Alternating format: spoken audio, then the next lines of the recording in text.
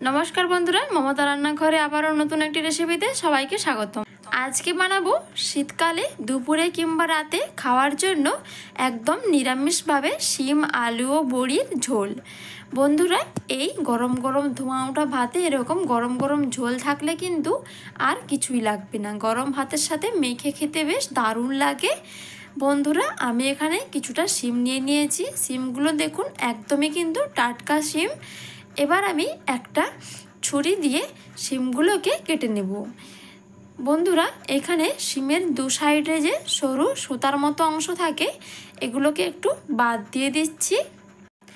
বন্ধুরা, আপনারা পুরো রেসিপিটা দেখতে থাকুন। রেসিপিটি আশা করি আপনাদের খুবই ভালো লাগবে এবং খুবই কাজে দেবে। এরকম একটা রেসিপি থাকলে নিরামিষ দিনে খাওয়ার চিন্তা কিন্তু একদমই নেই। গরম ভাতের সাথে জাস্ট অসাধারণ লাগে। বাচ্চা থেকে বড় সবাই কিন্তু এই নিরামিষ ঝোল খেতে খুবই পছন্দ করবে। এই নিরামিষ ঝোলের স্বাদ কিন্তু দুর্দান্ত হয়। বন্ধুরা দেখুন, এরকম সুতার মতো অংশগুলো আমি দু সাইড থেকে বাদ দিয়ে দিচ্ছি। এবার আমি শিমগুলোকে মাঝখান বরাবর কেটে নেব। শিমগুলো যেহেতু একটু লম্বা রয়েছে তাই আমি মাঝখান থেকে কেটে নিচ্ছি। যদি আপনারা ছোট শিম নেন তাহলে গোটায় রেখে দেবেন। আমি সমস্ত শিমগুলোকে এইরকমভাবে কেটে নেব। এবার বন্ধুরা দেখুন, সমস্ত শিমগুলো আমি এইভাবে কেটে নিয়েছি। এবারে একটা কড়াইতে দিয়ে দিচ্ছি আমি খানিকটা সর্ষের তেল। প্রথমে আমি তেলের মধ্যে কিছুটা বড়ি ভেজে নেব। তেলটা খুব ভালোভাবে গরম করে এরপর বড়িগুলোকে দিয়ে নাড়াচাড়া করে একটু লালচে কালার করে ভেজে নিতে হবে। বড়িগুলো আমার এদিকে ভেজে নেওয়া হয়ে গেছে। এবার একটা পাত্রের মধ্যে আমি বড়িগুলোকে তুলে নিয়ে ওই তেলের মধ্যে আমি শিমটা ভেজে নেব। শিমগুলোকে বেশি ভাজা লাগবে না, জাস্ট 1 থেকে 1.5 মিনিটের মতন হালকা ভেজে নিতে হবে। বেশি ভেজে নিলে এর আর সবুজ রঙটা কিন্তু একদমই থাকবে না, একটা কালো রং চলে আসবে। বন্ধুরা, আমার শিমটা এদিকে 1 থেকে 1.5 মিনিটের মতন ভেজে নেওয়া হয়ে গেছে। এবার আমি শিমটাকে তুলে নিচ্ছি। শিমটা ভেজে তুলে নিয়েছি। এবার আমি ওই তেলে বন্ধুরা কিছুটা আলু এবং গাজর লম্বা লম্বা করে কেটে নিয়েছি। সব সবজিগুলো এখানে লম্বা লম্বা করে কেটে নেওয়ার চেষ্টা করবেন। এবার আলু ও গাজরটাকেও 1 থেকে 1.5 মিনিটের মতন হালকা ভেজে নিচ্ছি। আলু ও গাজর আমার ভেজে নেওয়া হয়ে গেছে। এবার আমি একটা পাত্রের মধ্যে আলু ও গাজরটাকেও তুলে নিচ্ছি। বন্ধুরা, রেসিপিটি দেখার পর অবশ্যই কিন্তু বন্ধুদের সাথে শেয়ার করে দেবেন এবং আমার রেসিপি কেমন লাগলো আপনারা কিন্তু কমেন্টে অবশ্যই জানাবেন।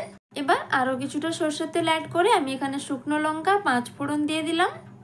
ফোড়নটা লাল হয়ে এলে এখানে আমি সামান্য পরিমাণ হলুদের গুঁড়ি দিয়ে দিচ্ছি, যাতে আদা বাটা দেওয়ার পর চোখে মুখে আদা বাটাটা ছিটকে না পড়ে।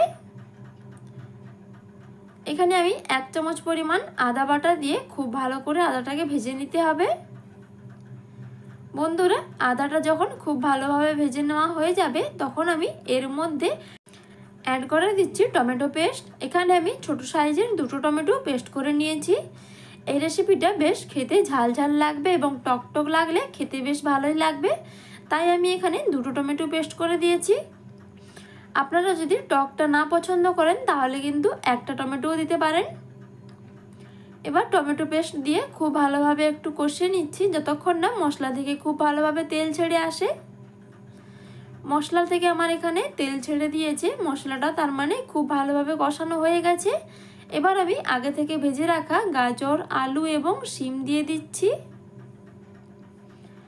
বন্ধুরা, এবার আমি মশলার সাথে সমস্ত সবজিগুলোকে একটু কষিয়ে নেব 1 থেকে 1.5 মিনিটের মতন।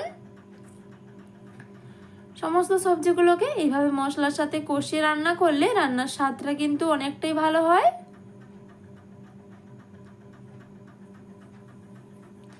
বন্ধুরা, খুব ভালো করে মিডিয়াম আঁচে আমি মশলাটাকে কষিয়ে নিয়েছি। এবার আমি দিয়ে দিচ্ছি হলুদের গুঁড়ো, দিয়ে দিচ্ছি লঙ্কার গুঁড়ো, পরিমাণ মতো লবণ দিয়ে সামান্য পরিমাণ জিরে গুঁড়ো ও ধনে গুঁড়ো অ্যাড করে দিচ্ছি।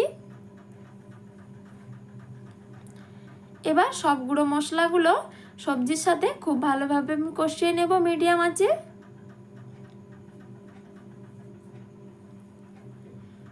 সবজির সাথে মশলাটাও খুব ভালোভাবে কষানো হয়ে গেছে। এবারে আমি কষানো সবজির মধ্যে জল অ্যাড করে দিচ্ছি। সমস্ত সবজিগুলো সেদ্ধ হবার পরেও যাতে ঝোল থাকে তার জন্য একটু বেশি পরিমাণেই জল দিতে হবে। এবার জল দিয়ে খুব ভালোভাবে সবজির সাথে নাড়াচাড়া করে মিশিয়ে নিয়ে আগে থেকে ভেজে রাখা বড়িগুলো অ্যাড করে দিলাম। সাথে আমি দিয়ে দেব খুবই সামান্য পরিমাণ চিনি। যেহেতু নিরামিষ রান্না তাই স্বাদের ব্যালেন্সের জন্য সামান্য পরিমাণ চিনি দিয়ে দিলাম।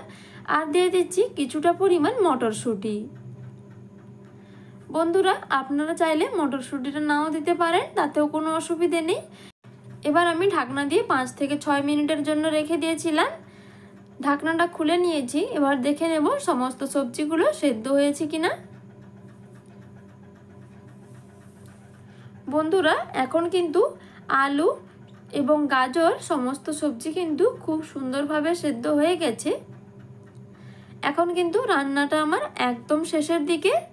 দিয়ে দিচ্ছি আমি এখানে ভাজা জিরের গুঁড়ো, আর দিয়ে দিচ্ছি সামান্য পরিমাণ গরম মশলার গুঁড়ো। দিয়ে দিলাম আমি এখানে 1 চামচ পরিমাণ ঘি। এতে ফ্লেভারটা দারুণ আসবে। গরম গরম ঝোলের সাথে এরকম গরম মশলা, ঘি এবং জিরে গুঁড়ির ফ্লেভারটা কিন্তু দারুণ লাগে খেতে।